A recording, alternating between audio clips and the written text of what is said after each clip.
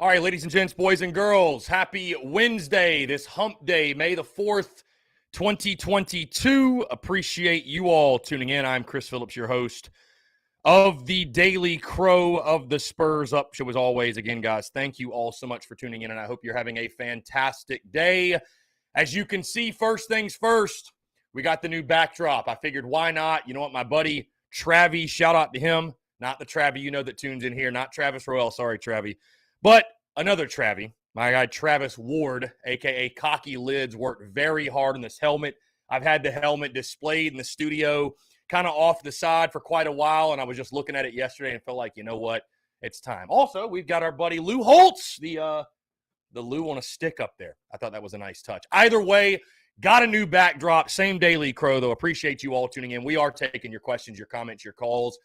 843-790-3377. It's an exciting day. It's game day in the City of Dreams. Gamecocks taking on North Carolina A&T tonight at Founders Park. Also, we're live tonight at Tin Roof from 5 right up until first pitch. So I'm excited for that. Haven't been out to Tin Roof, and it feels like about a month or so. It's been quite a while. So really excited to get back out to Tin Roof, hang out with you guys. Again, $3 drafts, $3 Rumple, $3 Fireball as well. Great food, great people, great times. Again, we're at Tin Roof in the Vista, in case you do not know, in the Vista right there downtown Columbia. Yes, may the 4th be with you. May the 4th be with you indeed. Go ahead and get all the Star Wars jokes out of here. Go ahead and get all the Star Wars stuff out. I'm honestly not a big Star Wars guy. I'll be honest with you. Not a big Star Wars guy. I like it. Don't get me wrong. I've seen the movies. I don't geek out on Star Wars, though, like some do. I'm just not a big Star Wars guy. But again, guys, we are here taking your questions, comments, calls. Also, guys, if you're in the Big Cock Club Discord, over the TDC Questions channel, the TDC Questions channel, be sure your questions are answered there. Again, appreciate you all tuning in. The midweek giveth and the midweek taketh away. The midweek giveth and the midweek taketh away yet again. Last night, how about freaking Missouri State taking down Arkansas? You had Stetson beat Florida State, so baseball's crazy. Also, Baseball America, my guy Brennan M sending this over. Baseball America dropping their projected field of 64. Gamecocks right now, as of today, are listed in the next 4 out in Baseball America's field of 64. So they got their last 4 in, of course, and they got the first 4 out. Gamecocks are the next 4 out, and they are the last team in the next 4 out. And listen to the next 4 out, by the way. North Carolina, Coastal, Middle Tennessee State, and South Carolina. So 3 teams from the Carolinas in that next 4 out, and 3 teams that we are very accustomed to seeing in the postseason, I might add. John Kruger, what's going on? Appreciate you tuning in. Stephanie Lee, what's going on? What's going on? Appreciate y'all. Appreciate you tuning in. Anyways, guys, want to hear from you, your questions, your comments, your calls. My guy, Travis Ward, what's up, man? Yeah, the helmet looks incredible. I know there's kind of a little bit of reflection from the ring light. Not much we can really do about that. Either way, though, the helmet looks fire in the background. The helmet looks fire. I appreciate you, Travis. Thank you. It was about time that I got it in the background, if you will. So, again, very excited to do that. What's so cool about it is I feel like I need to flip it around and show it different angles because there's so many details. I think I might do a TSUS helmet tour one day. Let's break down what everything on the helmet symbolizes and represents, because there's little pieces on the helmet that are really, really cool. And again, my guy Travis Ward did an incredible job. The attention to detail is just unmatched. So I'm thinking at some point I will get another helmet from you, my guy. I will get another helmet because I do, after thinking about it, with the podcast logo, when you tune in the podcast, it's the black background with the white state.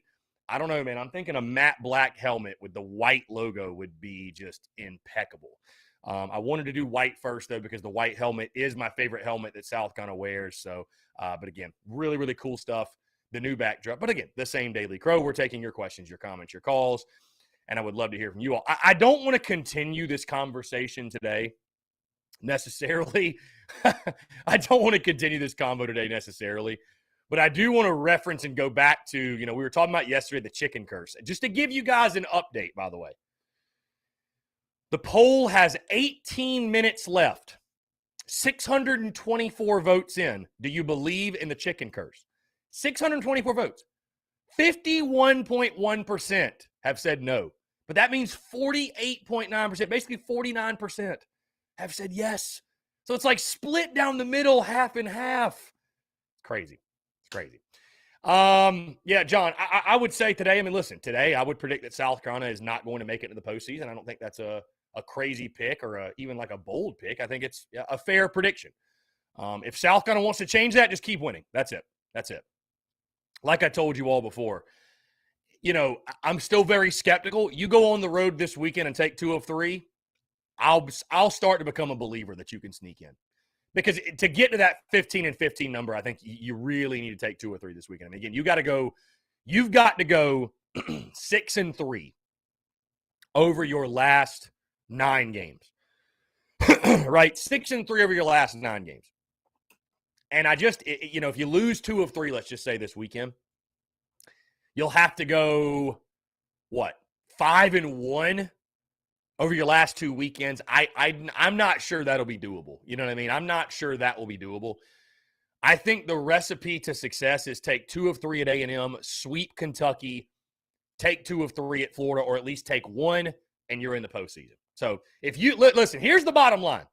Here's the bottom line. I will tell you this to John Kruger, because John Kruger is convinced 110% we're not making the postseason. And that's fair. But the bottom line is this, John, and everybody else, you win every series you have left, you're in. You're in. Bottom line, you're in. So, you finish out 6-3, you find yourself at 15-15, I think you're in. I know the midweek losses hurt, but I think a 15-15 SEC team gets in. I really do, just because of the depth of the conference, the parity, how tough the conference is. And I think that especially applies this year, guys, when you look at the records and everybody's beating up on everybody. And I don't think we're a great team. I'm not saying that we would even get out of a regional if we were to make it. But as I've said before, I don't care how you feel about Mark Kingston. I don't care how you feel about any of that.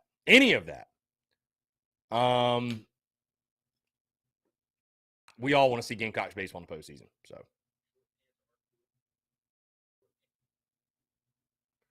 let's see.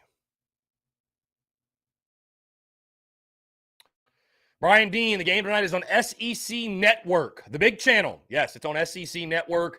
I was wrong when I posted my original game day graphic, I think on the podcast today, when I said SEC Network Plus. It's actually on the big channel. I'm honestly, I just assumed it was on SEC Network Plus, so I guess that's what I get for assuming, but it is on the big channel. So Jeff Golich says, what is going on with the Deion Sanders comments? You think he's trying to get on the schedule and play in SEC, and he picked us to be that team to pick a fight with? Jeff, I think just Deion's Deion. I don't necessarily think he's trying to get us on the schedule or anything. I think Deion's just going to speak his mind. And, it did feel it felt very pointed at Carolina. It felt very pointed. But, I went on radio yesterday with Mark Ryan and talked about it. And, I think Deion's just going to be Deion, man. He's going to talk his talk. I know people, but it's so funny, though. Like Deion's comments, Deion is acting like we are supposed to pretend and supposed to believe that the number 1 overall prospect in recruiting chose Jackson State over everywhere else just because he wanted to go there and make a statement. Like, bullshit. Give me a break, dude. He got paid. He got the NIL money. He got the Barstool money. He got the Deion money, whatever. And that's okay. But like Deion Sanders knocking NIL, what a hypocrite. You're literally leveraging NIL to get kids to come to Jackson State. You know what I mean? So I just think it's weird. People in glass houses shouldn't cast stones. Isn't that the saying? Like, I don't understand where Deion is coming from. You know what I mean? Like trying to pick a fight over South Carolina getting Spencer Rattler to come to Columbia. Like, you literally had the number 1 prospect choose Jackson State over everywhere else he could have went. All due respect. Come on. Really? You think he just went there to go? Dude, give me a break. I was born at night, but it wasn't last night. So, I was born at night, but it wasn't last night. Let's see. Let's see. Matthew Isaac, what's going on? Appreciate you tuning in, my guy. Appreciate you tuning in. Travis Ward, the Deion comments, he was speaking on NIL and spoke on Spencer Rattler specifically and how NIL is like overhyping kids. And he said that Spencer Rattler, played like a lemon last year and all that. Okay, so somebody tweeted, by the way, at Kendall Rogers, if the Gamecocks take care of Kentucky and win out of the series against A&M or Florida, are they in? Kendall Rogers says that would mean the Gamecocks would finish with a 14-16 SEC record going to the Hoover with an RPI likely in the high 40s and 50s. It would be very, very close. Again, I think you get to 15-15, I think you're in. If you get to 15-15, you're in. Bottom line. That's the magic number.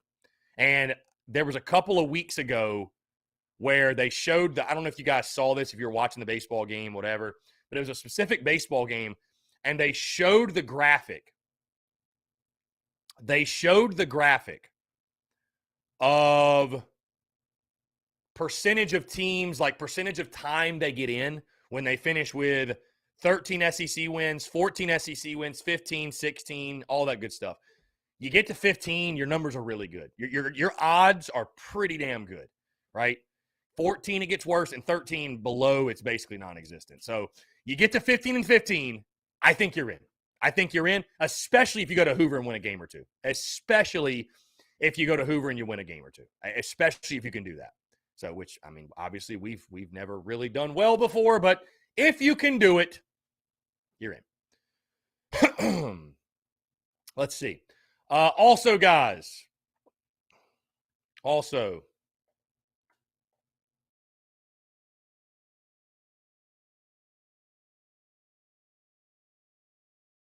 guys, just on a quick side note, we're going to spend this entire show, obviously, of course, talking Gamecocks. That's what we do here. But I do want to share with you. I won't share details, obviously, but I guess I can share some details because we've already talked about this. The SEC entity. I told you guys a couple weeks ago that it really was on my heart, on my mind, just on my being to expand and talk all SEC and create an SEC entity. I think we found the name. I feel really good about it. I've consulted with folks that I really highly value their opinion. They seem to love it. I won't give you guys the name and dish out the name right now, but I am excited to tell you all and just share with you again the little bit that I will, that things are moving. The wheels are turning, and before you know it, you're going to start. Don't be surprised if you start seeing content, and don't hold it against me if you start seeing content that is all of the SEC, different teams, if you will. And it's something I'm really excited about, man. Again, I won't go into all the details. I've already talked to you guys about this, but I just feel like, the value that we drive with the University of South Carolina and the Gamecocks and the athletics, and, why isn't it something that can work for the entire SEC and all of SEC sports and every single fan base? And it's just something that I think is the right move and something I've had on my mind for a very, very, very long time. Again, there will be more details to follow at some point, but I'm excited to say, because I feel like that was – you could argue, guys, the name isn't everything, right? Because you look at the Spurs Up Show. The Spurs Up Show wasn't cool, like off the jump. And it was a catchy name, but it wasn't the content. The substance is what made TSUS and that logo you see right there a cool thing. So I'm not, I didn't want to get stuck on a name in the sense of like, oh, I can't start doing anything because I just got to have the perfect name. Because it's like, when you have great content and you drive value, that name is almost kind of going to take care of itself. But branding is very important, right? Branding's important. And things like merchandise were on my mind and branding merch. And I'm, again, very happy to say that I'm going to continue to do a little bit more brainstorming, but I really think we're settled on a name. I think we're settled on a name. I can tell you this. It feels like it's meant to be when you look across social media and the handles are available. Right? The handles are available. And then you look across the LLCs, the LLC is available, and things like that. The trademarks, those are a bit like the legal side, right? Because you got to be able to get the LLC and take care of the legal stuff first, right? So, yeah, I'm excited for it. Again, there's going to be a little bit more research, of course, that goes into it, and there's really no rush. TSUS, by the way, Travis Lee is going nowhere. TSUS is going nowhere. This is just going to be something I add on, at least for the near future. Now, could one day someone else take over TSUS and I'm at the top doing the SEC thing, I'm not ruling out anything. But, I mean, TSUS pays the bills right now, guys, and I'm a Gamecock. Like, even when I'm doing SEC content, like, I'm a Carolina guy. There's no question. There's no secret. Like, I'm a South Carolina guy. So, again, TSUS is going nowhere, guys. It's we're going to continue to do the exact same thing, the Daily Crow, the podcast. If anything changes, I'll let you know. But, again, starting something new, it's like TSUS pays the bills. TSUS pays the bills. So, we're going to continue to do it. But, no, it's exciting stuff happening, man. It's exciting stuff happening behind the scenes, and I'm pumped for it. It's just, it's something that I told you guys before, that as crazy as it sounds, and I know many of you out there, you loathe and can't stand Tennessee, and I get it, but I will tell you, it's that trip to Knoxville and meeting those Tennessee guys and seeing the way they rock with the business and rock with the brand and rock with the merch and everything, and the love they showed, and also being around those guys. I don't know if I mentioned this the last time. Like, when I went up there to Knoxville, it was the weekend that Tennessee was playing in March Madness, right? This was early March. They were playing in March Madness, and they were in like the Sweet 16 or the Elite 8 game or whatever, and they lost, right? They lost in dramatic fashion.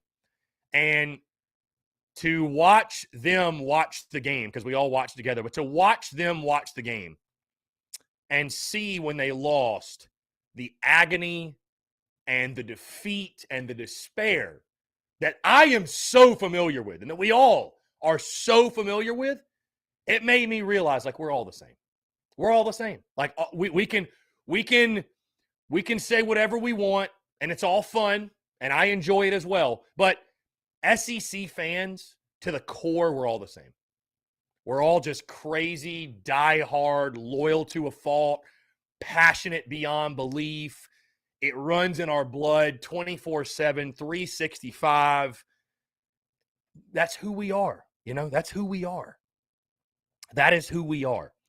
And so it just made me realize, like, you know what? This can work. This can work for every single school. I can drive value for, and what'll be fun about it too, guys, is this is kind of where my head's at with it.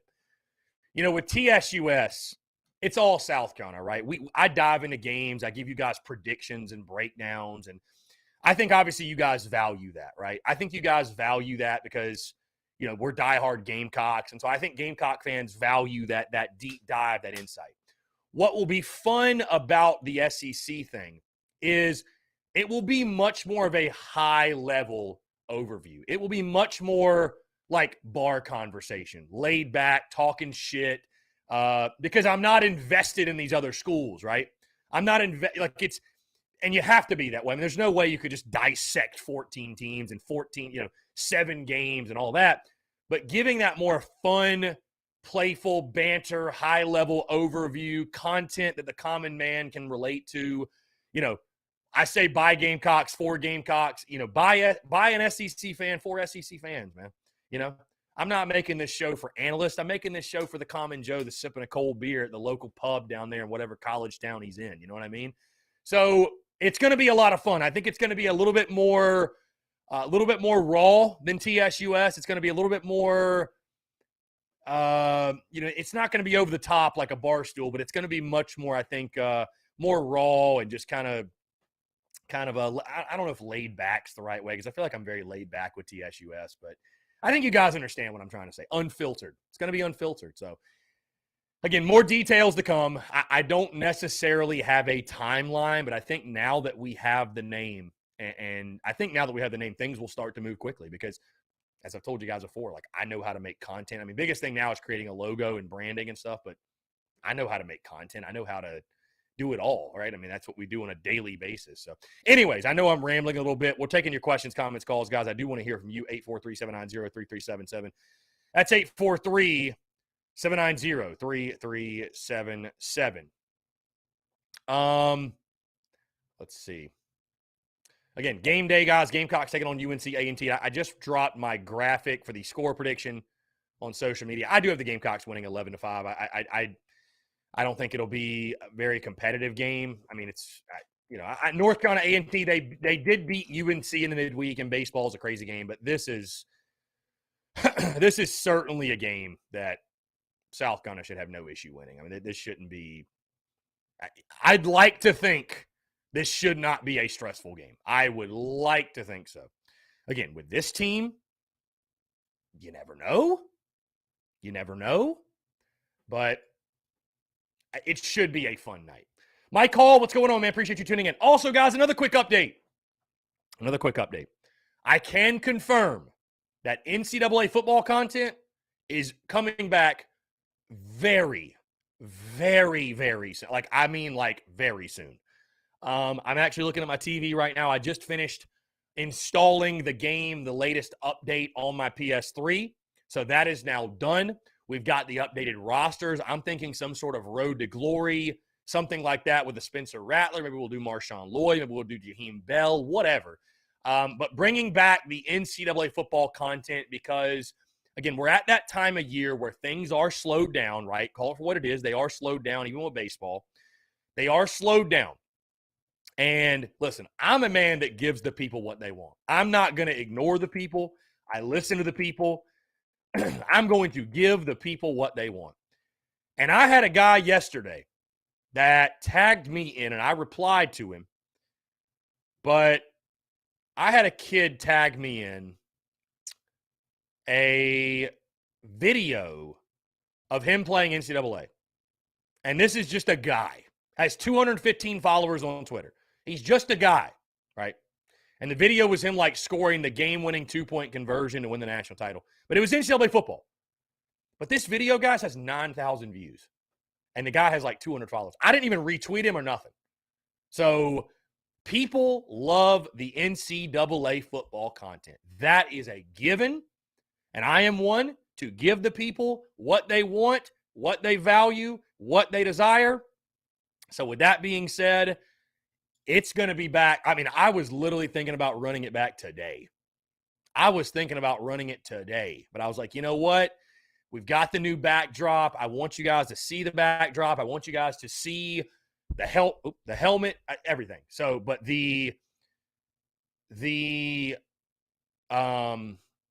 that content is going to be coming very, very soon. I mean, I'm looking at my calendar right now. I could squeeze it. Now, here's the thing, though. The time slot I'd probably do it would be noon to 2. With that being said, though, I actually thought about this. We probably could take calls because the way that we stream and everything, I mean, I'm still using my interface, still using my mic. I could have the headphones on. We could do it. Probably wouldn't, but we could do it if you guys really just wanted to get a call in. Courtney Washington, how do you apply the update on NCAA football? Courtney, you need to go to College Football Revamped, their website, and they walk you through it. There's a YouTube video. I'm not going to lie to you. It's not the most simple thing in the world. You have to, I don't know, Courtney, you've got to have a PlayStation 3 or an Xbox 360. You've got to have the actual disc to start out of NCAA Football 14. You what you do is you jailbreak your PS3. Yeah. So it's a process. I mean, it's not something you do in just 2 seconds. It is a process, but it is, dude. It's so worth it. I mean, it's a different game. It's truly a different game. So, yeah, it's truly a different game. Yeah, Justin, there's no new game. Excuse me. There's no new game, but the mod is out. Those guys at College Ball Revamp, they do an incredible job.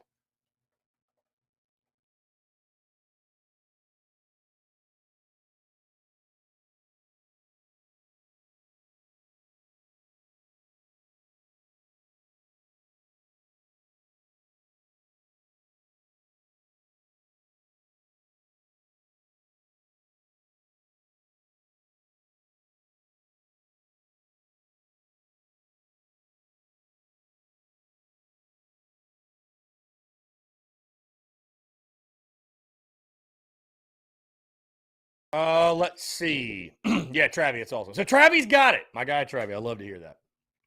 My guy. Love to hear that. May the 4th be with you. May the 4th be with you indeed. May the 4th be with you. So we're out at Tin Roof today, guys, 5 to 7. I was honestly thinking about sliding out to the pool, man. Dude, it is warm in the city today. I mean, it is warm in the city. I went on a little walk this morning. It is warm. It is warm. I feel like I could slide a little pool ski about an hour or so.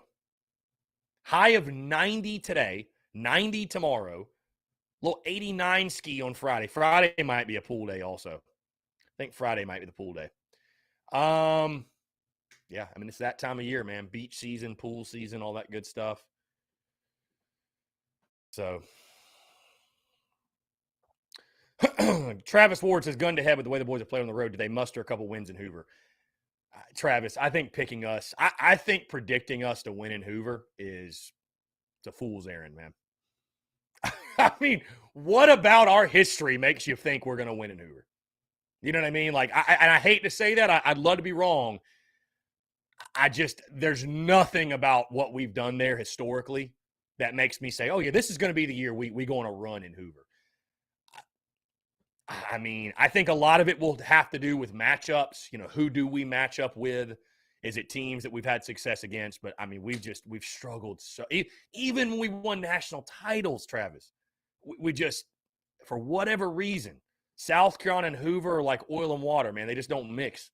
They just don't mix. And I hate that. I hate that because the SEC tournament's awesome. The SEC tournament's awesome. Like, I would love to go down to Hoover and spend the week there. But the problem is normally we're not there longer than a day.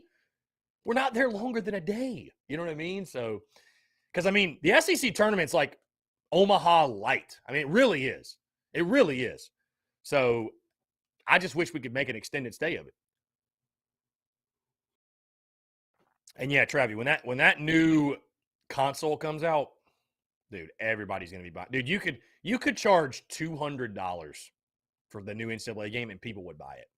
Like that's how badly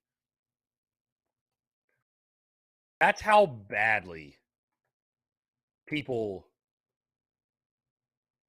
want that game. You know what I mean? Like you could charge any number, literally.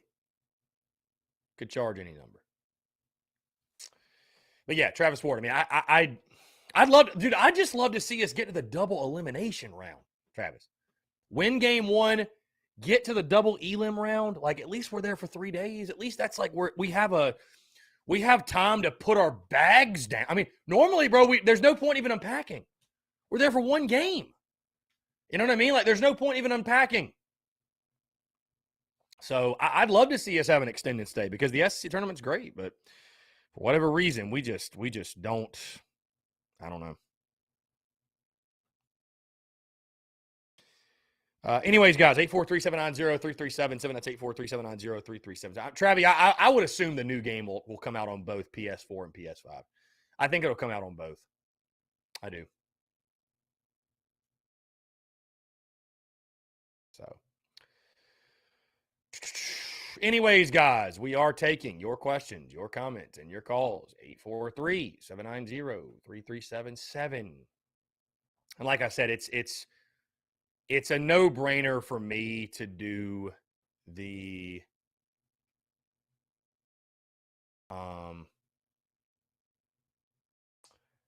it's a no-brainer for me to do the NCAA content because again, we're just reaching a point where things have really, really slowed down. Things have really slowed down or are slowing down, right? And I know there's a lot of value to that NCAA football content. People love that. So I'm thinking maybe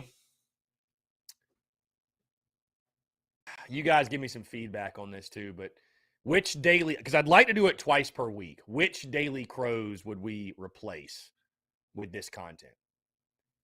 Maybe, I think Wednesday would make sense because we already do Tin Roof. You know what I mean? Like, I think Wednesday would make a lot. Maybe like Wednesday, Thursday, back to back. I mean, we could. I mean, I just think Wednesdays would make a lot of sense because we're live at 2 hours for Tin Roof anyways. You know what I mean? Like, that would make a lot of sense. And I know that my guy Dave had suggested like streaming it live at Tin Roof. I love the idea, but I unfortunately just think all the moving pieces, I just don't know that is feasible or realistic. You know what I'm saying? Like, you'd have to take the PS3, all of the streaming equipment. You'd have to find a TV with them or the projector, hook it all. It's more trouble, I think, than it'd be worth. It's just more trouble than I think it'd be worth. And Travis says Wednesday makes sense or laid back Friday. Yeah, I thought about Friday, but I'm like, I want to do the Daily Crow like on game days when we have games. So, of course, like we have baseball series on Fridays. So I don't want to like not be able to talk about the series and the weekend and the games and stuff like that on a Friday. So I don't know. I think Wednesday, Thursday would make a lot of sense. And then, like, for example, Mondays, I want them to be able to have some time to react and call in. And Tuesdays are game days for baseball more often than not. So it's like Wednesday, Thursday are those 2 days where there's really nothing going on. Like, truly. There's nothing going on. So, anyways.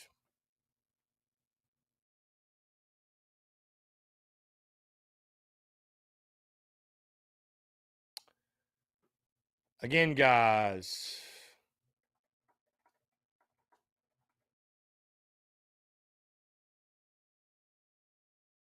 Thirsty Thursdays. I hear you. Kendall Lance says, I say Mondays and Wednesdays. Mondays suck anyway, so at least we'll have something to look forward to. Attaboy. Yeah, I mean, it's you know, it's an ever evolving thing. So maybe we will do Mondays. I mean, I wouldn't mind Mondays at all. But I just think the NCAA content's got to come back. I'm itching for it. I'm personally itching for it. I'm itching for it. So, and depending on how long, if we're in the SEC tournament, guys, because that week of the SEC tournament, that Thursday, May the 26th, right? This tournament starts Tuesday. So if we lose one and done, the 100 days to kick off is that Thursday. Like I might do like a special, like, I think it's going to be a special day for content. I'm thinking definitely like a long NCAA stream, Twitter Spaces, Instagram Live, like just doing all kinds of stuff to celebrate 100 days to kick off. I think that'd be fun. I think that'd be a lot of fun. I think that would be a lot of fun for sure.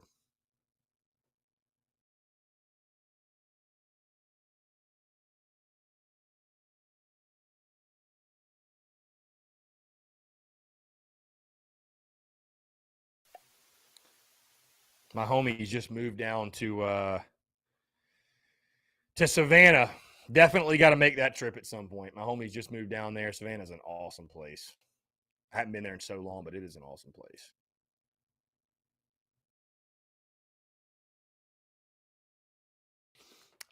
Travis says, what's new on the particular mod, Chris? Well, Travis, the game looks completely different. They have all the updated uniforms. Travis, when I play, you'll see it. I mean, it's not even going to look like the same game.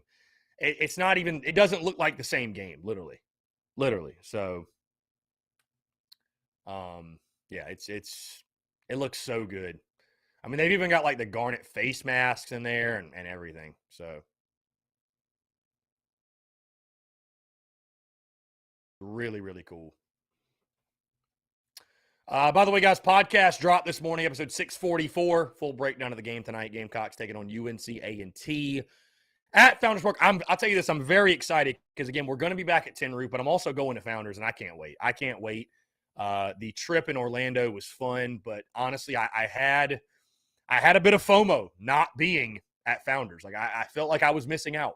So I'm very excited to get back out to the ball field, man. Just get back out to the yard. I mean, I love it. I was talking to you guys yesterday about TSUS relocating and all that good stuff, and it's something that certainly might happen. But one of, if not my favorite thing about living here is the ability to go to every single baseball game. The ability to go to, I love going. It's not something I have to do. I'm not required, right? I'm not required to go to baseball. I just love it. I love the game. I love Kona baseball. I love being at Founders Park. Love interacting with Gamecock fans. I love it. I truly love it. So I can't wait. Can't wait, man. I can't wait to get back out there, even if it's just UNC A&T. I'll be out there next weekend for sure for all three for the for the Kentucky series. That one's at home Friday, Saturday, Sunday. I'll be out there for all three for that one. And then our final series on the road at Gainesville. So, Brian, you got your football tickets already. How about that? USC Charlotte football game, end zone seats. Very good. Very good. On that note, Brian, because he's talking about the Charlotte game, what do you guys think? Like, isn't it crazy how the schedule works out this year, the football schedule? That we've got, I mean, I'm all for just like us winning games, and I've talked to you guys about scheduling before that I think the SEC's tough enough, and, you know, people complain about schedules, and the SEC plays cupcakes, and it's like, dude, we have to play 8 conference games and Clemson. I have no issue with there being 3 kick-in wins on the schedule. But, like, the fact this season we have Charlotte and South Carolina State in back-to-back weeks, like, all due respect, like, what a bunch of snoozers, dude. Like, it's just going to be 2 weeks of snoozers. You know what I mean? Like, 2 weeks, I mean, which is fun. It's great. Don't get me wrong. But, like, back-to-back, we're playing those games. It's just crazy. Crazy. So, whatever. I mean, just buckle up for 2 weeks. Might be a pair of noon games, but it is what it is. I'm wondering what time the season opener will be. Praying, fingers crossed, we somehow get another night game. I'd love to see it. Brian Deans is playing Arkansas second week was tough. Indeed, that's going to be a tough game. Call from Robbie Davis, a.k.a. Kirk Herbstreit. Robbie, what's up, man? How are you? I'm doing good, sitting here eating my lunch as usual. How are you doing on this Wednesday? I'm doing well, man. Appreciate you asking. What's going on? I'm completely okay with playing some kick-in wins because of how tough our schedule is every single year, okay? So the people that hate it when we play cupcakes, imagine if we didn't play cupcakes. Our schedule would be ridiculous. If any other school played a schedule like ours year in and year out, there's no way on God's green earth they're going to go undefeated. No way. Mm-hmm. Because we played Georgia. We play A&M, Florida, and Vanderbilt, Kentucky, Mizzou, Tennessee, Arkansas. All those teams. I mean, Kentucky's no longer a pushover, okay? I mean, there's like, and even though, yes, I think we'll kick the crap out of South Carolina State, okay? South Carolina State this past year won the HBC championship.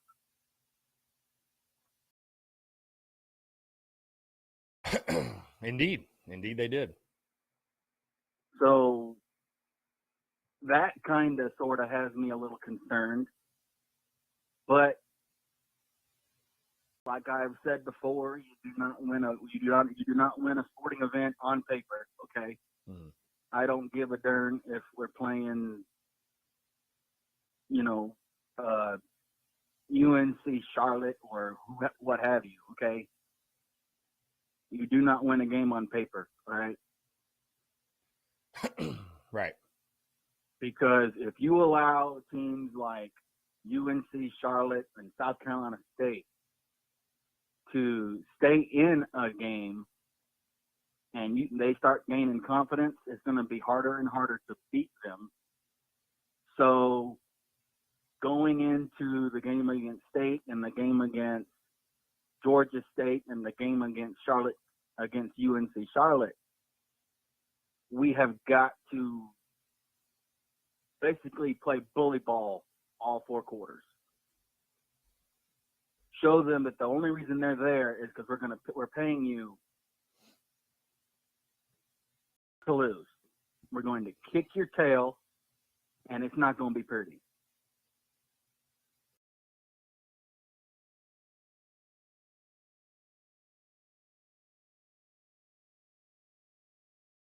because we have had in the past some things happen whenever we would have teams we beat, let them hang around.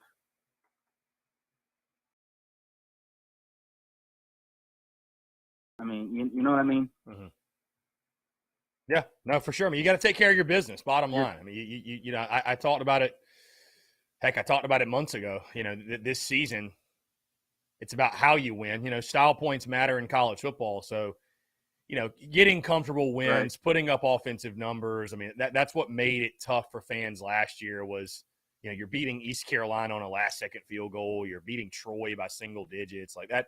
And granted, I think that East Carolina, that team last year, and Troy last year were much better than Charlotte or SC State. But, yeah, for sure. Vanderbilt by 1 point. Right, exactly. So, yeah, you need to be able to take care of your business against inferior competition, no doubt.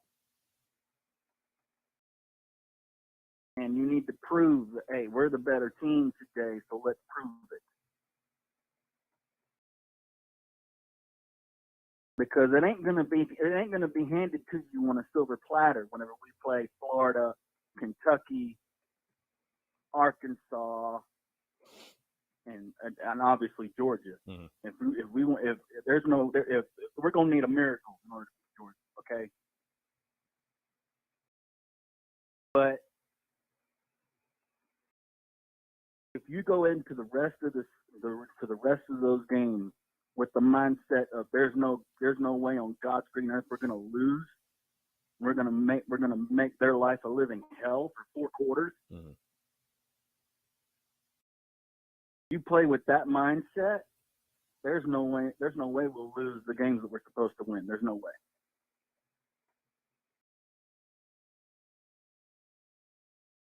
Indeed. Hey, I agree. Coach Robbie Davis at his finest yet again. Got me ready to run through a brick wall, Robbie. That's not just with football. That's with any sport, okay? Mm-hmm. Yeah. Basketball, baseball, even softball, for God's sake, okay?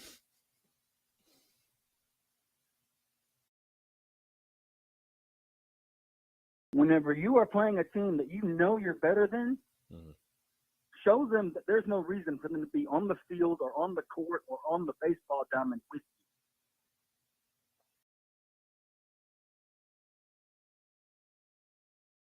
you. Make them think it's just a blessing to even be in the presence of being on a Division I football field or a baseball diamond or a basketball court, okay? But show them that they're going to get pushed around for the length of time that they're there. They're going to be bullied, pushed around, and messed with until the game is over. Right. Yeah, absolutely, man. And don't get me wrong. Upsets are great. I love seeing upsets. Like in 2007, whenever Michigan lost to App State, I thought I was seeing things. I thought I was dreaming. Okay? Upsets are great until they happen to your team. Exactly. They're great until they happen to your team, mm-hmm, okay? Mm-hmm. But I do love seeing upsets. But one thing that I definitely want to see us do against Georgia State and UNC Charlotte and South Carolina State is give them an ass whooping they will never forget. Yes. Let's score 100. Yeah, score 100. If you can, score over 100. I don't care. You're already paying them thousands of dollars to come play you anyway, so give them a butt cutting. Give them what they came for. Give them what you paid. Well, give them what you paid them to receive is a butt cutting. And my dad used to tell us all the time whenever he coached us in Little League football. He'd always say, boys, in the Bible it says it's better to give than receive, so let's go give it to them.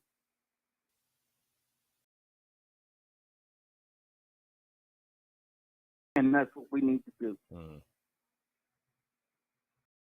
Whenever we're playing Georgia State and South Carolina State, and we need to dominate, absolutely dominate. We should dominate the line of scrimmage, because if you win the line of scrimmage on both sides of the ball, 99 times out of 100, you're going to win.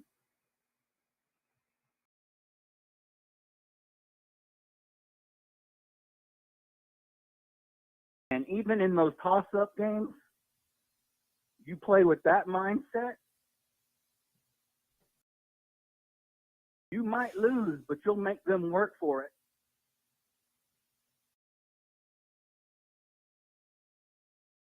Make those toss-up games, make them have to work for the W. Make them have to earn it.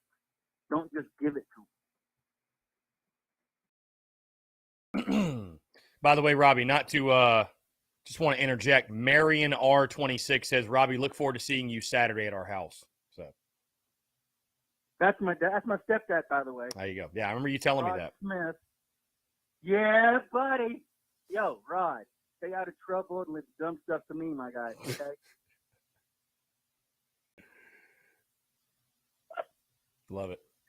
And I will see my mother on Saturday, because of course Sunday is Mother's Day. Happy early Mother's Day to my mother.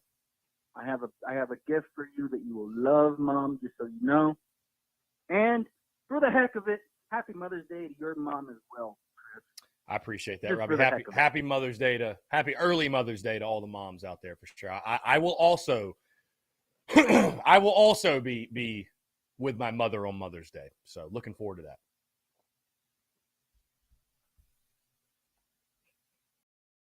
And of course, one thing that we definitely need to do is try to stay healthy this season. Okay, I feel like that was an issue, especially at quarterback last season, was staying healthy. Okay.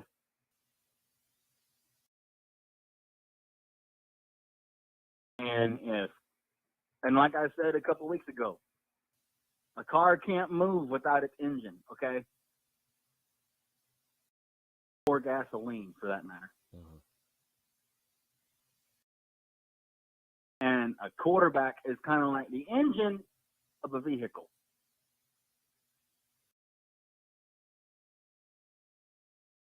Don't try to overdo it. Take what the defense gives you. If they give you 5 yards, take it. If they give you 15, take it. If they give you a yard, take it.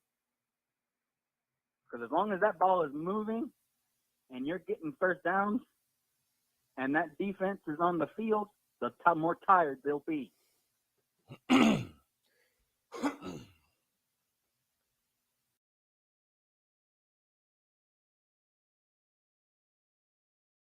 love it.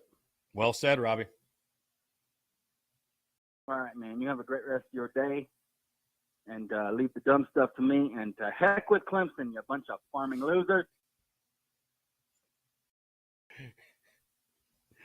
Well said as always, my guy.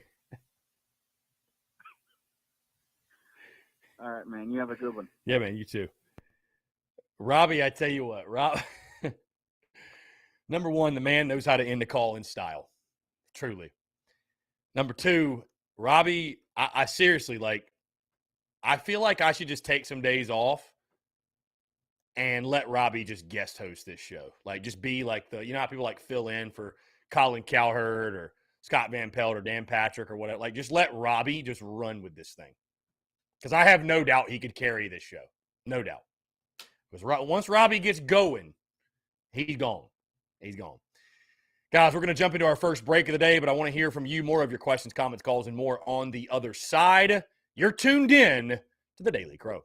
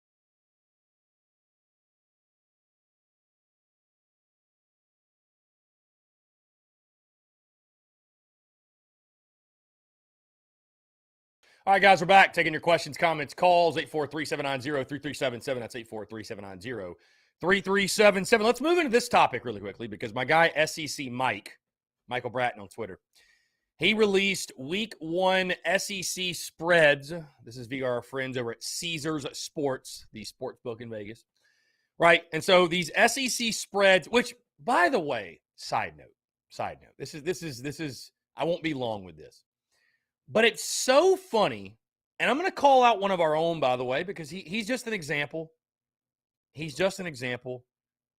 Actually, I don't know if this is Dalton or not. Is this Dalton? It might be Dalton. I don't know if it is Dalton. I think it is Dalton, though, in our Big Cock Club Discord, New Gamecocks AD. I'm almost positive that's him. But he's just one of many. But the point I'm getting to is this. Like, it's so funny to me when, like, we're at the time of year right now, right, where, like, way too early predictions are dropping and too early NFL draft projections and spreads and over-unders. Content, right? Content. And you got people that comment on social media like, why are you even dropping this? How you can't, it's so early. You can't predict. Why are you doing that? It's like, bro, it's content. Are you really complaining about people talking football? Like, you know, these businesses, they can't just go radio silent for 9 months out of the year, right? Like, we need content to post, my guy. I just don't understand people that, like, complain about it. Anyways, spreads have dropped for SEC. In case you missed it, the SEC games, Bama is a 31-point favorite over Utah State. Arkansas, an 8-point favorite over Cincinnati. Florida, Utah is a pick'em. Georgia's a 15-point favorite against Oregon, and that game's in Atlanta. Mississippi State's an 11-point favorite against Memphis, and LSU taking on Florida State, New Orleans. They are a 3.5-point favorite. I think that favorite now is 4.5. By the way, Clemson is a 21.5-point favorite over Georgia Tech. My question for you is this, because our game was not listed because we are playing Georgia State, and I believe it's not listed because they are not a Power 5 team. I want to say that's the reason, although Alabama's game is listed against Utah State. Maybe our game's just not listed yet. I ask you, though, this question. If you were to set a spread, South Carolina, Georgia State, South Carolina, Georgia State, if you were to set a spread, what would you put the number at? What would you put the betting line at for South Carolina, Georgia State? Yours truly, I think about 20.5. I think 20.5 is about right. I think 3 touchdowns is a good number. Georgia State's not a pushover. I would set it 20.5. I think that's about right. Brian Dean says Gamecocks 17.5. Luke RJ says 16.5. SC Football Tube saying 28.5. That's a big spread. I'm not going to lie to you, SC Football Tube. I might take Georgia State at that number. Because you got to think it's still game 1. Like, I don't know that we're going to win by 35 points. I mean, I hope so. By the way, what a game it's going to be for Jordan Strawn, taking on his old team. It's interesting. Sean Elliott going to have his boys fired up. I don't know, though, that it's going to – I don't know that it's going to be a blowout.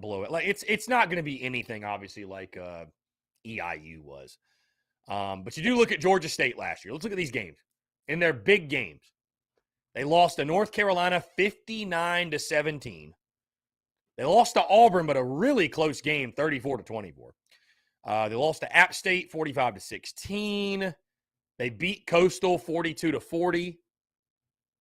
And they beat Troy in the final game of the season 37-10. Won their bowl game against Ball State 51-20 on Christmas Day, by the way. So, I think 20.5. I think 20.5 is about right.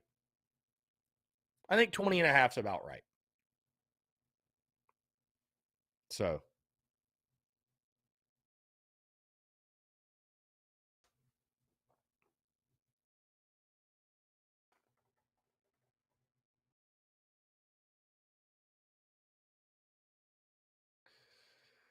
Anyways, what would you set the spread at?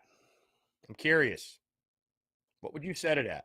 What do you think the Gamecocks, because obviously we will be favored. What do you think the Gamecocks should be favored by against Georgia State?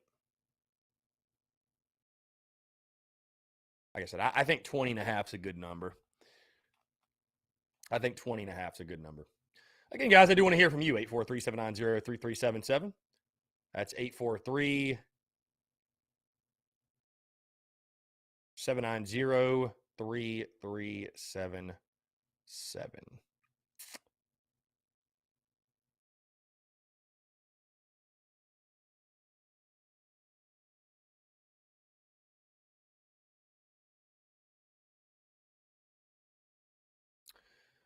SEC football tube saying, not necessarily saying we'll win by that much, but if I had to guess where they'd put it at 28 or 28.5, I'd feel what would be it. Okay. I mean, I think the goal of week one, because are you going to learn anything from Georgia State, that game? Maybe not. But again, it will be a good game because it's not like you're playing an EIU. Like you're playing a team with a pulse, right? You're playing a team with a pulse. So I think it's obviously of utmost importance you get off to a good start offensively in that game. I think you need to put up numbers. You need to see some continuity in the offense. You need to see Rattler clicking with his options on the outside, his weapons out there. You desperately need to see the offensive line shove somebody around. I mean, because we saw it from the jump last year, and we didn't want to believe it, but we saw it from week one. Do you guys remember EIU last year? Do you really remember that, like, running the ball was a struggle? I mean, the numbers looked good after the game, but it was a struggle to run the ball. It was just, it didn't feel like a dominating performance like it should have been. And that was the early signs, right? Because you went to ECU, you struggled to run it again, and you just couldn't run it all year, basically, outside of a few games here and there. So, you know, I think getting off to a good start up front, I think getting off to a good start running the football, I think that's pivotal in that first game. Because, I mean, again, you jump right into battle. The following week, you go to Arkansas, Georgia. I mean, it's you know, you got one game to kind of figure it out and build some confidence because you're going to get smacked in the face week 2. You know what I mean? By the just the SEC schedule, like it's going to get very real very quickly. So I really just want to see that offensive line get a push. Just get a push. So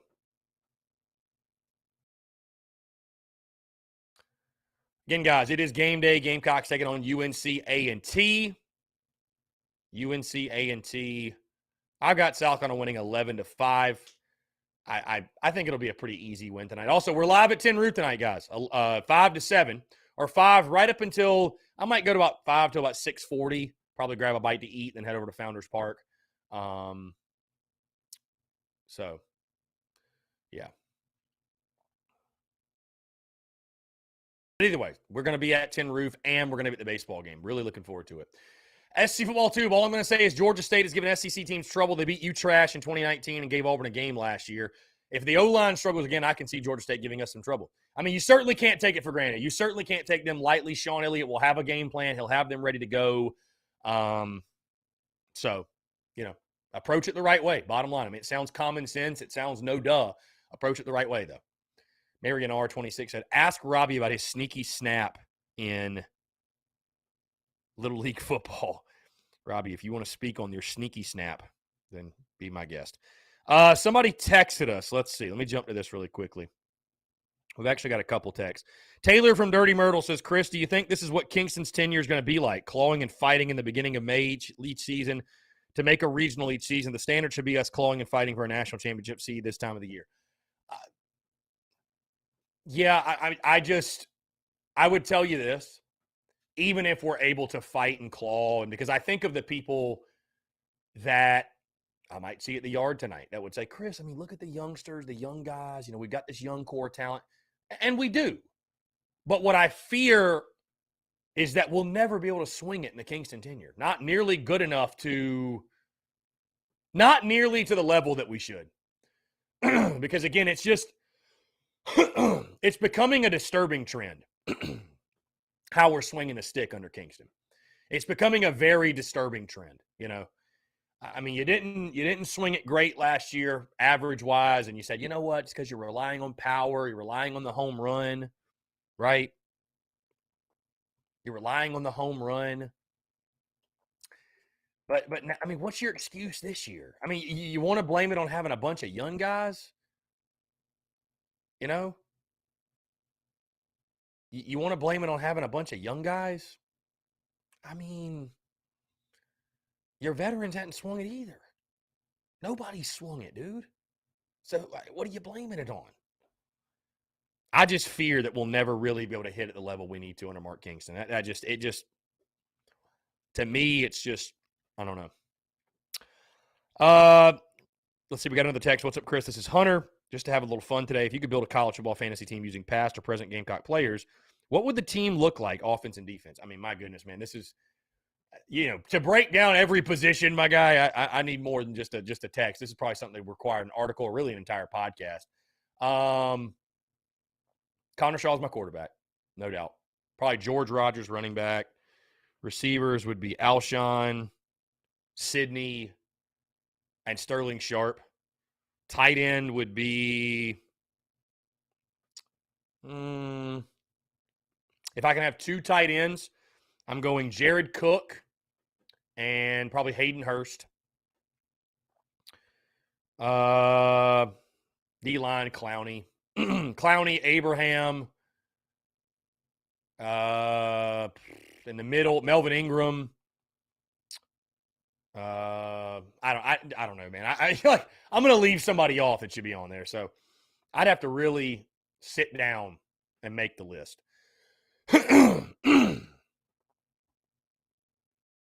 Yeah, Luke RJ, the guy on Twitter. Excuse me, guys. Sorry. Got a frog in my throat right now. I don't know what's going on.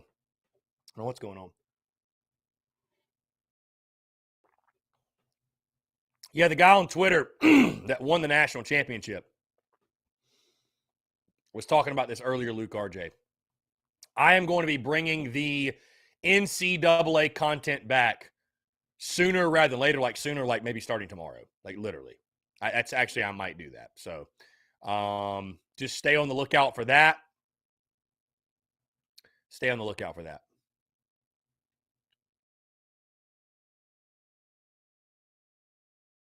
By the way, guys, we are working right now with our friends over at Rivals in Florence to get the Beamer Rattler merch.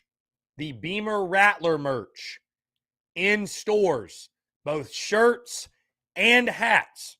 I reached out to him and was just like, dude, these are selling, bro. These are selling like crazy. And sure enough, he reached out and said, send me some. So we're going to figure out exactly how many he wants, but I think there's definitely interest in getting those in the store.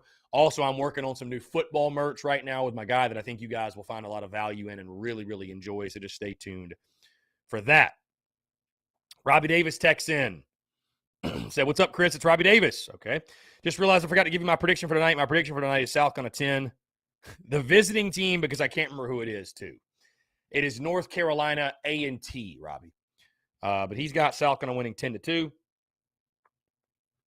I got 11-5. So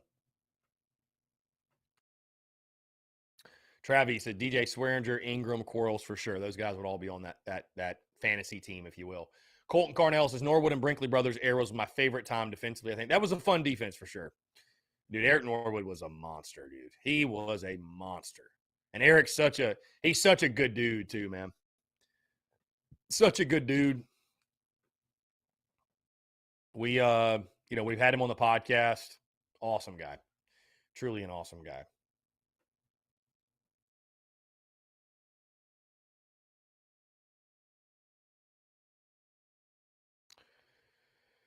Let's see.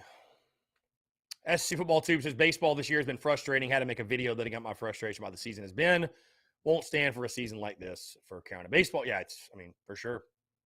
SC Football Tube, it sucks, man. I mean, I talked to Mark Ryan yesterday, and he commended me and commended us really for being invested still to Carolina baseball with us not being good. And honestly, I spoke to Gamecock fans' passion and loyalty and just, we're here thick or thin no matter what, right? We're fans. We're Gamecocks.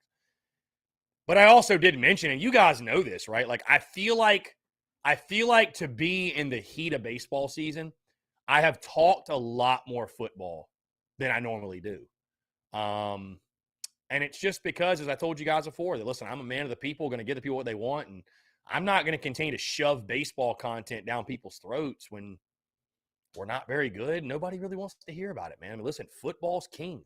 Football moves the needle. There's a reason there are entities out there that only focus on football. They only focus on college football. You know, like, it makes sense. Football. So I have talked more football. I have talked more football at this time of year than normal, I guess you could say. Anyways, Travis says Lattimore and Rob DeBoer in the backfield. We got a lot of we got Travis Allen, we got Travis Rowell, we got Travis Ward, we got all the Travis. Just a gang of like a lot of Travises that tune in the Daily Crow. I don't know why that is. I don't know what it is about Travises, but Travises tune in the Daily Crow, dog, for sure.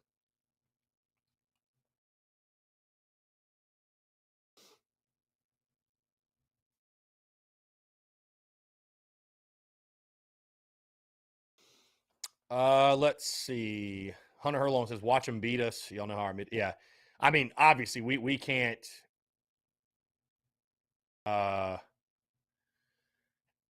You can't afford any more slip ups in the midweek. I mean, I think that's a given. That's a given for sure. So.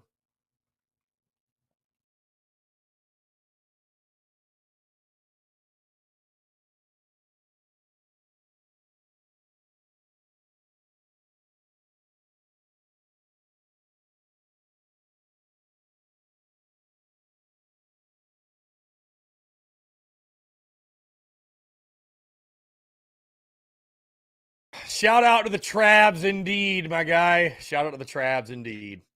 SC Football 2 says, football really does move the needle. I make content for football, basketball, men's and women's, and baseball. Many show up for football, but not much for the other sports. Yeah, I mean, it's just, it is what it is, SC Football 2. And I used to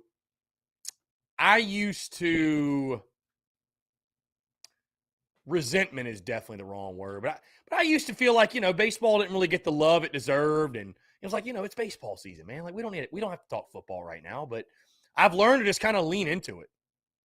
Just embrace it. You know what I mean? Like, and I can tell you though, like when I do this SEC entity, I'm going to talk all the sports. I mean, because especially, dude, SEC baseball is a huge deal. It's a huge deal. So I'm going to talk all the sports, but football's king. I mean, it just is what it is, man. Football is king. And again, I think you know why it is. You know why I think football is king? And Andrew, the textbook, literally is highlighting what I'm about to say.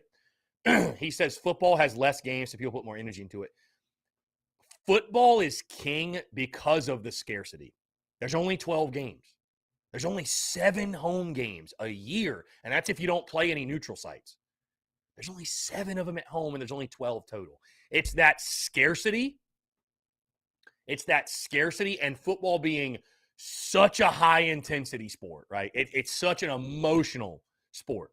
Like, basketball is very fast-paced, but there's so many more games, and baseball is a very methodical strategy marathon, right? Where you can't get too high or too low. Football, that doesn't apply. Football, that does not apply. Football is a short burst of energy, right? And it's the same way in being a fan. It's just the same way in being a fan. So, and also, I'll throw this out there before we head into the break. I think football is the sport. Y'all correct me if I'm wrong.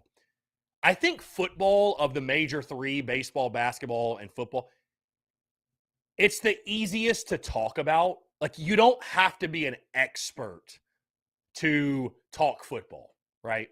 You don't have to be an expert to give your opinion on football. Baseball is like one of those sports where it's like when somebody that has not played, and I'm not trying to be some high and mighty, well, I played and you didn't. But when somebody who hasn't played ever tries to like dissect and break down the game, it's just so painfully obvious a lot of times. They don't know what they're talking about. Some people can get away with it, but there's a lot of times you're like, that guy has no clue what he's talking about. And then basketball, too, is kind of the same way. Football, I think, is the sport where you can give a high-level overview and get away with it necessarily. You see what I'm saying? I think it's the easiest to talk about. It's the easiest to stand around the water cooler and make sense of. And so, I don't know. I think all those things, Travis Schwartz's football, all the pageantry, yeah, yeah. And all the things that come with football, right? The pageantry, the tailgating, the traditions, all of it, right? That's what, there's many things that make it stand out, but certainly those things you mentioned are a big deal. Guys, we're going to jump into another break, but I want to continue to hear from you. More of your questions, comments, calls, and more on the other side. You're tuned in to the Daily Crow.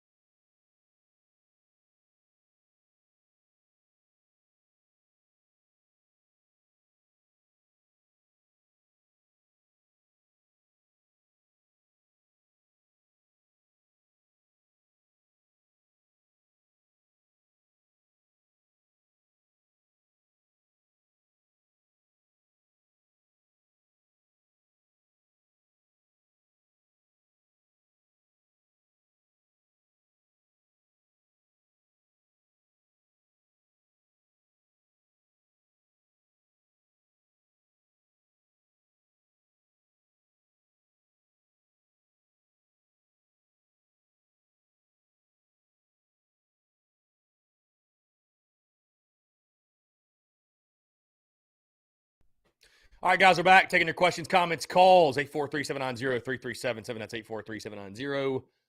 843-790-3377. Panic Ritter says, I swear if baseball loses, Panic Ritter may come out. Well, I would expect nothing less from you, Panic Ritter, because your nickname is literally Panic Ritter.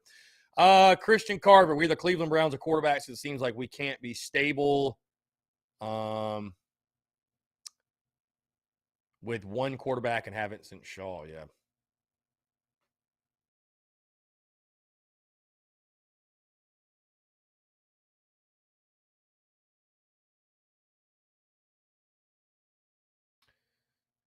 Football. Let's see. Adam Ritter. Panic Ritter says that Atlanta Braves has hit Panic Ritter. Ritter, I'm pretty sure you were saying the same thing last year, and the Braves won the World Series. So, SC Football 2, by the way, Dawn Staley 3-0 versus the Rebels in 2022. Vader is still 0-2 since the 80s. Love that. Luke RJ says, that's hilarious. That guy has no idea what he's talking about. Which guy specifically are you talking about, Luke RJ? Who are you talking about specifically? SC Football 2 says, I've come across other Gamecock shows where I've said he doesn't know what he's talking about. Haven't had to say that about your show once, though. SC Football 2. Thank you, sir. I appreciate that. I also am not going to pretend like to be an expert of all things. I mean, I'm a fan, same as you. I'm a sports guy. I feel like I've got a pretty good understanding, but, I didn't play football at the college level. I'm not going to pretend like I'm going to talk to you. And certainly, I'm not going to come on this show and talk to you about playbook and scheme and, whatever.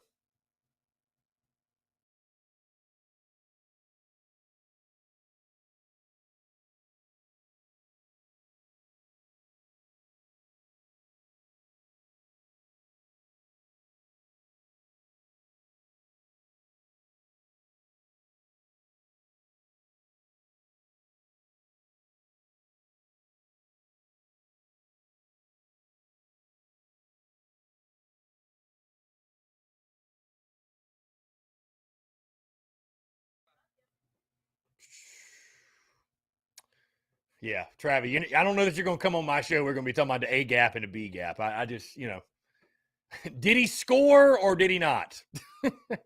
I'm kidding. John Kruger says Dylan Thompson was good. He was just bad on the defensive. Yeah, it was just on a bad defensive team. For sure. That's a good point. Very good point. Andrew, the textbook says still very early in the season for MLB. You play 162 games, so no need to worry just yet. See, the Braves were literally like under 500, like 100 games in, and still won the World Series. So,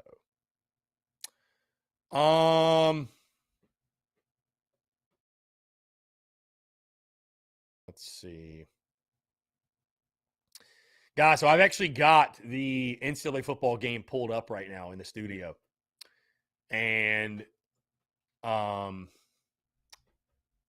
wondering, like, which player should we do next? I've been doing, like, the showing people the rankings.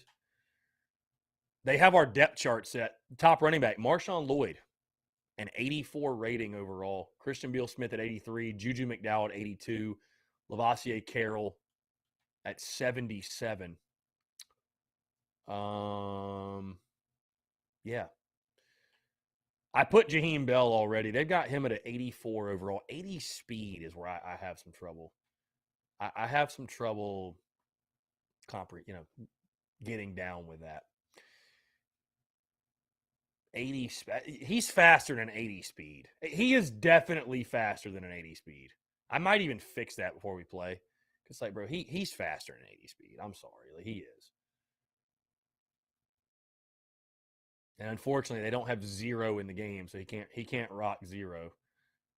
So whatever. Can't rock zero because there is no zero in this game. Or at least they haven't put him on zero, which, whatever. Yeah, I'm definitely going to increase his speed.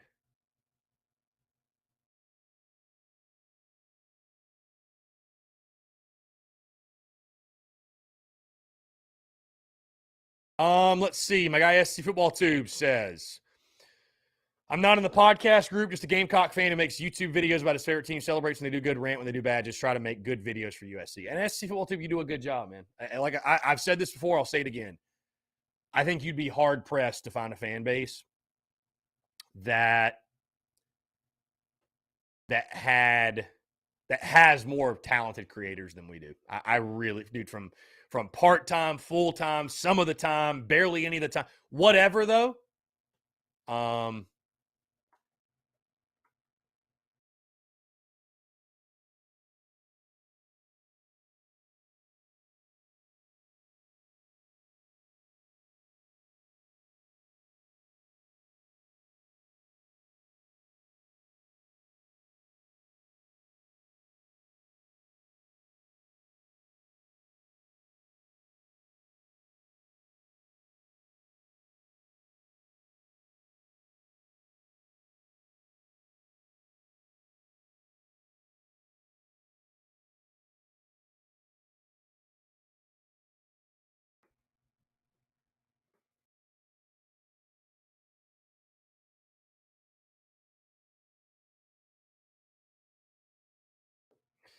Let's see. Anyways, getting back to your questions. Luke RJ says, I was talking about somebody when you hear someone talking about baseball, they don't know what they're talking about because they haven't played. That is funny to me. Yeah, I mean, it's again, and I don't want to be the guy that's like, oh, you didn't play, you don't know what you're talking about. But like, baseball is a game where like specific knowledge is a kind of a big deal. We got our Twitch guys up in here. Is it football season? Ready to see what Rattler can do? Yeah, for sure. I mean, listen, I'm excited for Rattler. SC Football 2 said this is truly the best Gamecocks podcast on the internet. I've yet to come across a better one. Keep up the good work. My guy, thank you, sir. I appreciate you, man. Seriously, the kind words mean more than you know. Truly, I appreciate it. On that note, the podcast did drop this morning. Episode 644, full breakdown of the game tonight. Gamecocks take on North Carolina A&T. I've got South kind of winning 11-5. I don't think it's going to be a very tough game. Yeah.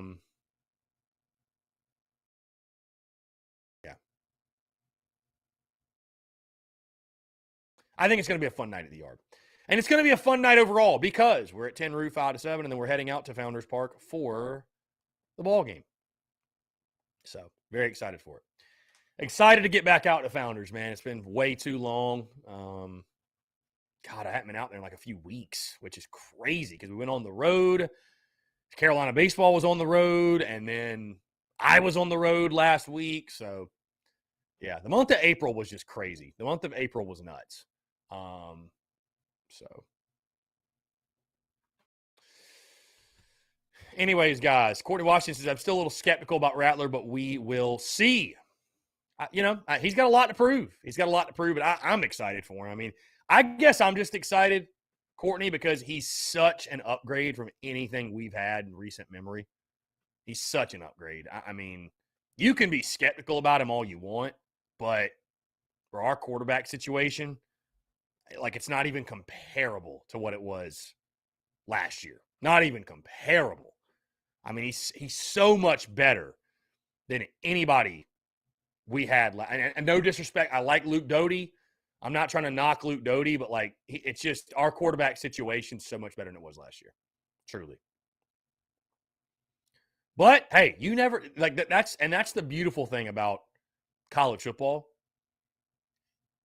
You just never know. I mean, can you imagine if I would have told you this time last year, like, hey, by the way, guys, I know you're all excited for Luke Doty and whatever. But our quarterback to start the year is going to be a guy that's not even on the roster yet. So, let's see. John Kruger is going to prove a lot of doubters wrong, specifically ESPN. Yeah, I'm excited for it. Yeah, I mean, I think he's going to have a good year. Yeah, we've never had. I mean, he's already the highest rated quarterback to ever step foot on campus.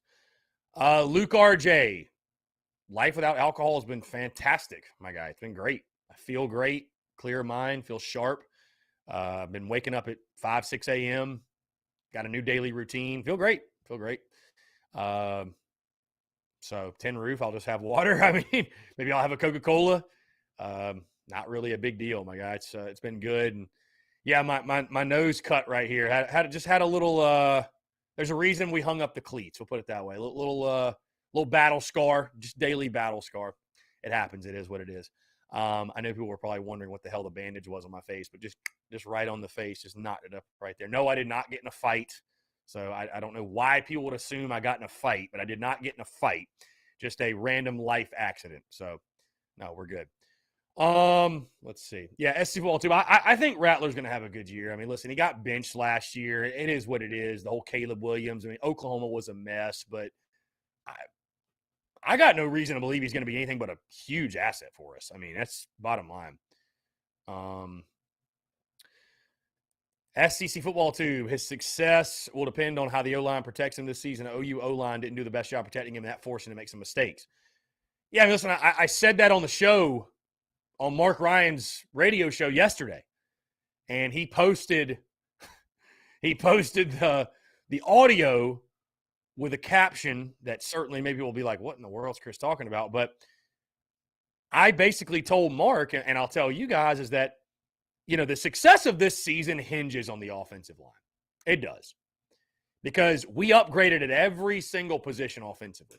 But if we can't block, none of it matters. None of it will matter. Even with Rattler's talent, he needs help. He needs blocking up front.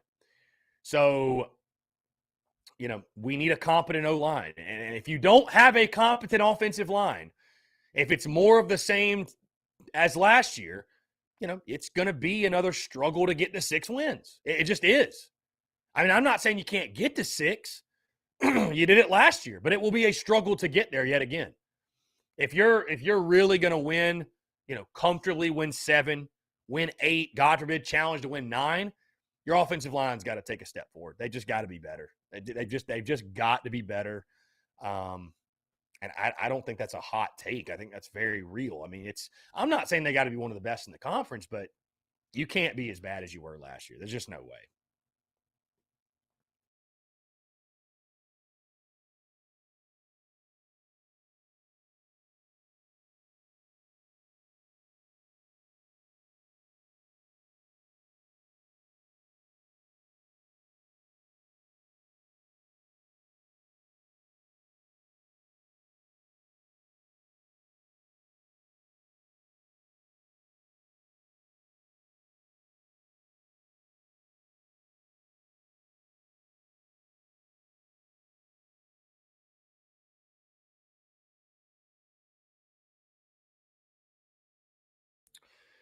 Let's see. Jeff Goller says if Spencer plays like Shaw did while he was here, would you consider we got a great, not good return on adding him? I would say yes, but what do you think? Play like Shaw played. What does that mean, Jeff? When I think of the way Connor Shaw played, I think of a guy that was not flashy. Okay, was not flashy. But again, greatest winner in school history. You guys know I'm a Connor Shaw guy.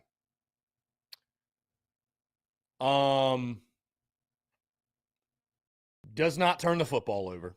Gets the football to his playmakers. Is extremely efficient. Leads his team.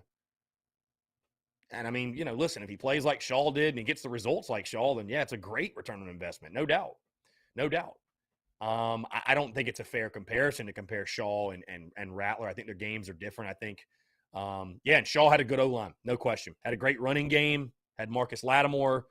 You know what Kenny Miles did when he came in. He had a great, you know, Brian Maddox. He had a great running game. He did. You know, Spurrier's offense was not like fun and gun. That's not what it was here, guys. Spurrier evolved to run game and defense. And Shaw was just the facilitator of all that. I'm not saying he was a game manager. That is an insult to the GOAT. But again, Connor Shaw played within the system. Connor Shaw was just a really good quarterback, just a solid QB. He wasn't throwing the ball 50 times a game, but he was a solid QB. Again, the best, the greatest winner in school history.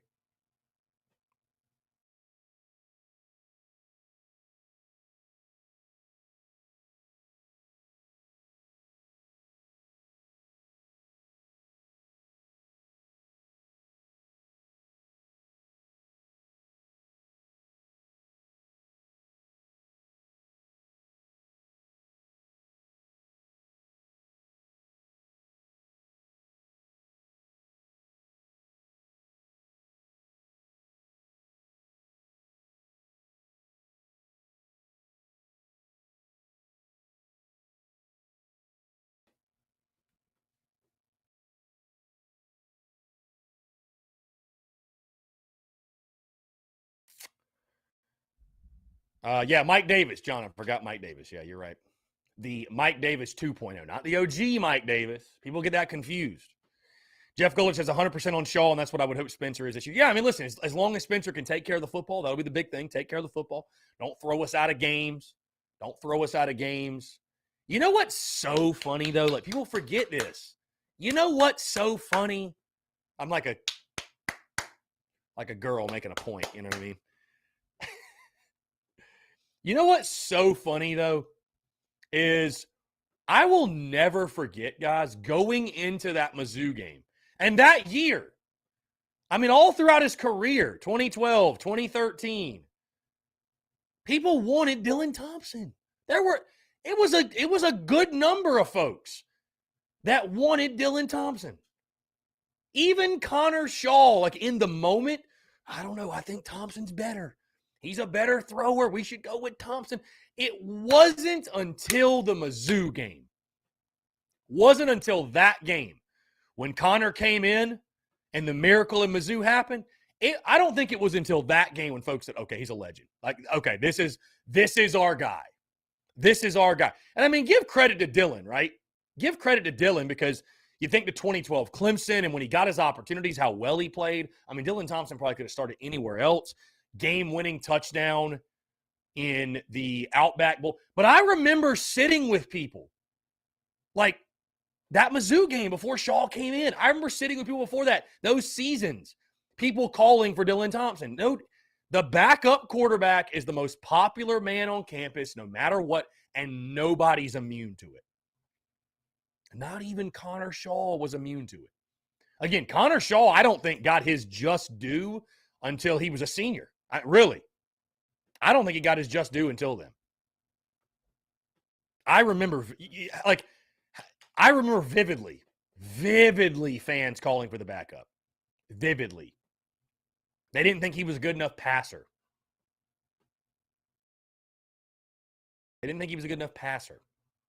So, not even when you have a guy like Shaw, like those conversations, everybody always, or not everybody, but a lot of folks, people still want the backup. People still want the backup quarterback.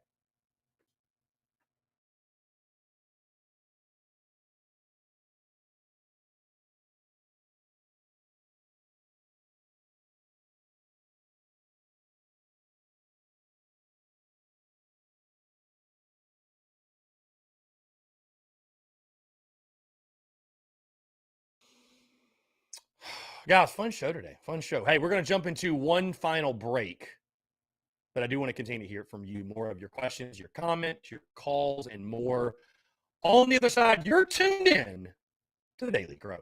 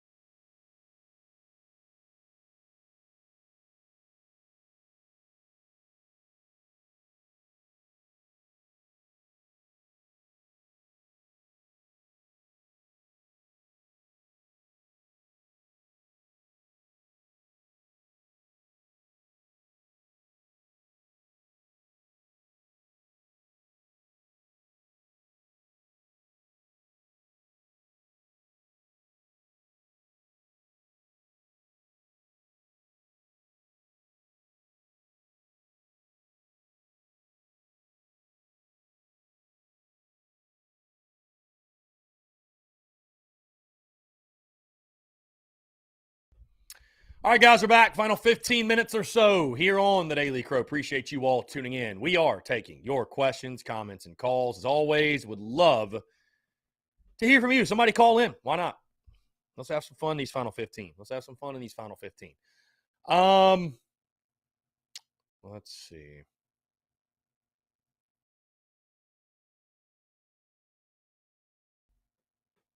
How about this freaking Pittsburgh wide receiver thing? Jordan Addison in the portal. Is he going to Southern Cal? Is he going back to Pitt? Is he going to Bama? Would Clemson emerge? Why aren't we emerging? I don't know. But apparently Bryce Young and Jordan Addison have been training together in California.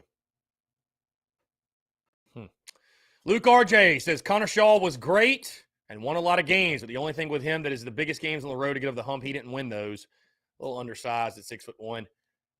I hear you. I mean, was he perfect? No, but I mean, the greatest winner of all time. Until somebody comes and wins an SEC championship, you know, I think Steven Garcia doesn't get enough respect. I mean, obviously Steven now is a good friend of mine, but you know,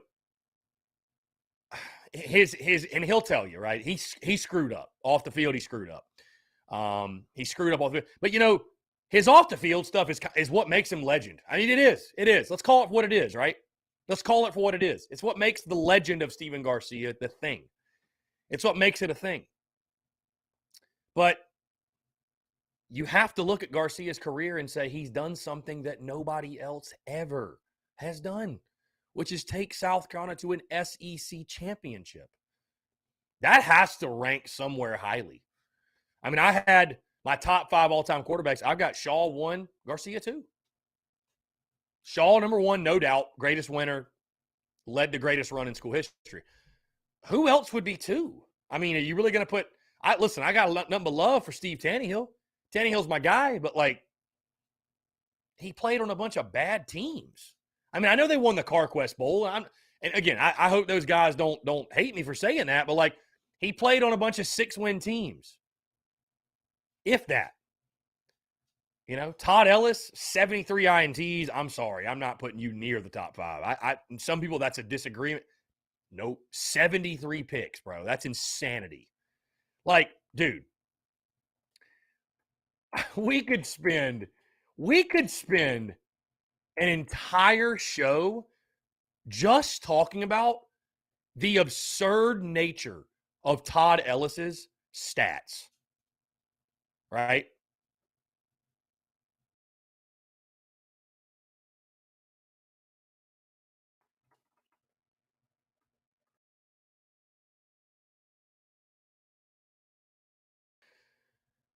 I mean, you look at these statistics. Yeah, Phil Petty was really good. Phil Petty, I know Phil got pissed at me last year because I didn't have him in the top 5. I mean, you got to look at, like, Tommy Suggs. Was it Tommy that won the 69 ACC title? I mean, heck, I'll pull up my top 5 quarterbacks. My list I had for last year.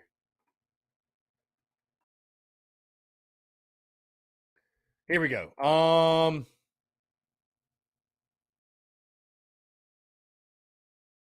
Where is it? Where is this list? Now, where people got really pressed, this was it. Greatest quarterbacks in South Carolina football history. This was my list last year, okay? Last summer. And I'm going to re-release these probably all throughout the month of June, by the way, because I think that'll be a great month to do this. Number 1, Connor Shaw. Number 2, Steven Garcia. Here's where things get dicey. Number 3, Tommy Suggs, 69 ACC title winner. Number 4, Steve Tannehill. Number 5, I had Jake Bentley. I know a lot of folks. Here's the thing. The only reason I had Bentley 5th,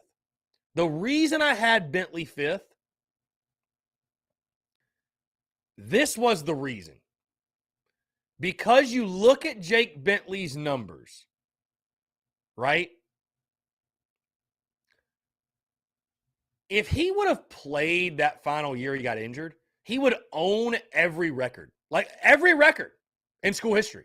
Passing yards, completions, attempts, like everything. So, listen, 5th, put Petty there, put Anthony Wright there for all I care, whatever. And I was not a Bentley guy. I'll be honest with you. I didn't love Jake Bentley. But I will say I think Jake did suffer from the expectations being sky high because he was following up the Shaw and the Thompson era, and we were so ready to get back to that. And hey, listen, Jake Bentley was Todd Ellis 2.0 when it came to throwing picks. Is there anybody that would disagree and put Todd in the top 5? I feel like that used to be a hot take. I don't think it is anymore. Andrew the textbook says Tannehill technically did something that was never done before by winning the CarQuest Bowl. I think he deserves a little bit of credit for that, and he led the 92 team to a 5-1 finish. I know Andrew the textbook. And I mean, listen, I've got Tannehill in my top 5. I mean, I've got Tannehill 4th. I think that's pretty good.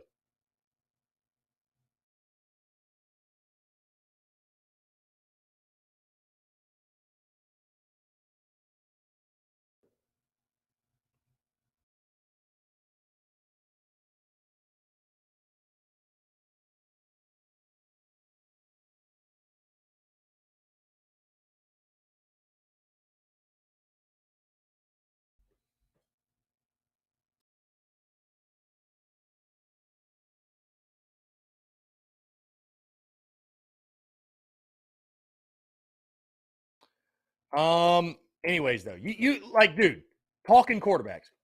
Listen to these Todd Ellis numbers. And I like Todd. I got nothing against Todd Ellis. I like him as our play-by-play guy. I don't get why Todd Ellis gets so much hate as the play-by-play guy. But when you're talking ranking quarterbacks, dude, can you fathom 1987, his sophomore year, right? Full-time starting quarterback. Can you imagine if Spencer Rattler put up a stat line like this? Right? 56% completion percentage, 3,206 yards, good.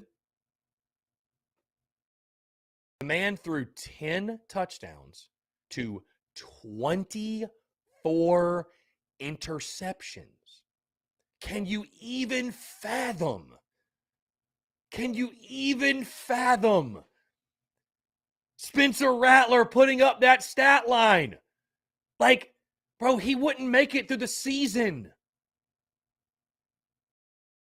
These are Todd Ellis's 4 years at South Carolina.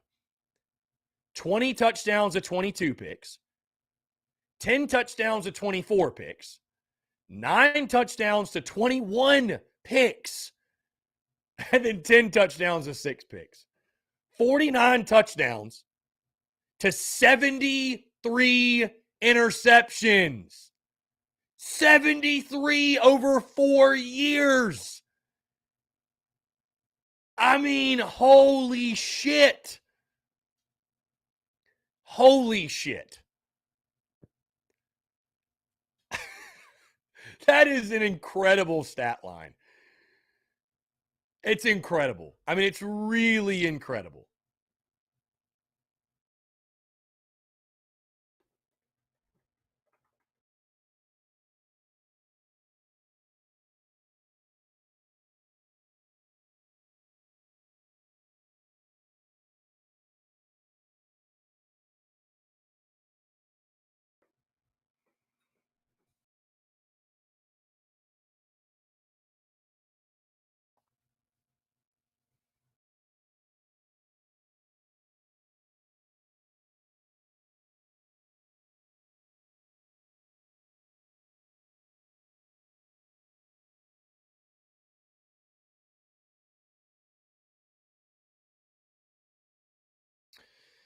Let's see. 73 picks is mind-blowing. Yeah, dude, it is. And again, I got nothing but love for Todd, but bro, it's insane. It is insane. Let's see. Steve Tannehill threw 61 touchdowns to 37 interceptions. Took over in 92, 7 TDs, 6 picks. 93, 6 touchdowns, 14 picks. Then 94, he had 19 touchdowns, 8 picks. And then his last season, he crushed it.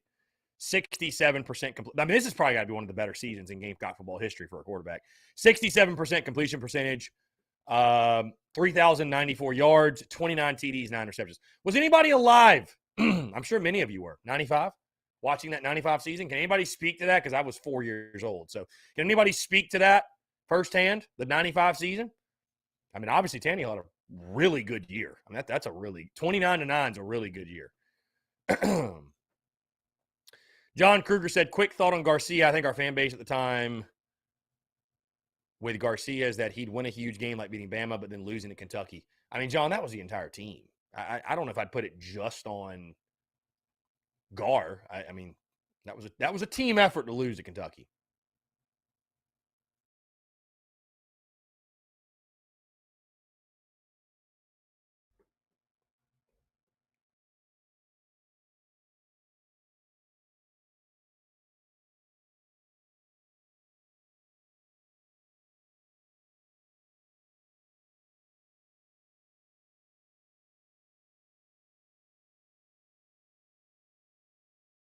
Travis says, we just had no defense. No defense. Love it.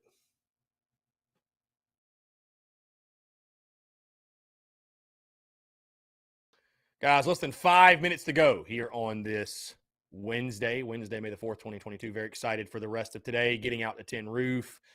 And also going to the game tonight against North Carolina A&T. Going to be a ton of fun. Going to be a ton of fun for sure.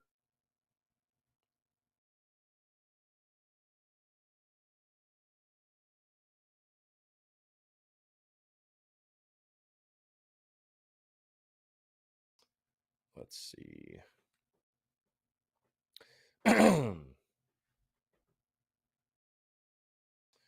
Yeah, Mike Holt. Hey, listen, I got a lot of love for Mike Holt. So Mike Holt was my AD at Newberry, believe it or not. Yeah. Mike Holt, yeah. I mean, John Kruger, that Auburn game was the final one at Garcia. That was it. That was his last game ever at South Carolina. And I was at that game actually in person. That was a brutal ball game. A flat out brutal ball game. No question, John. It was a brutal ball game. So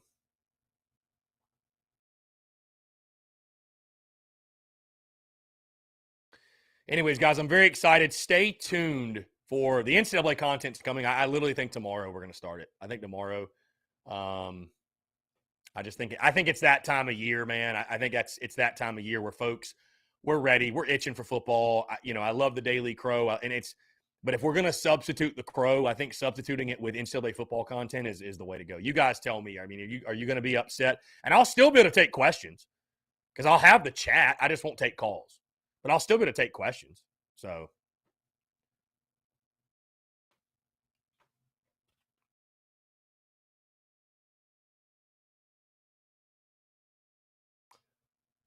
Yeah, Andrew the textbook again. I was at that game. I remember that very well. Yeah, the clock operator screwing us in that one.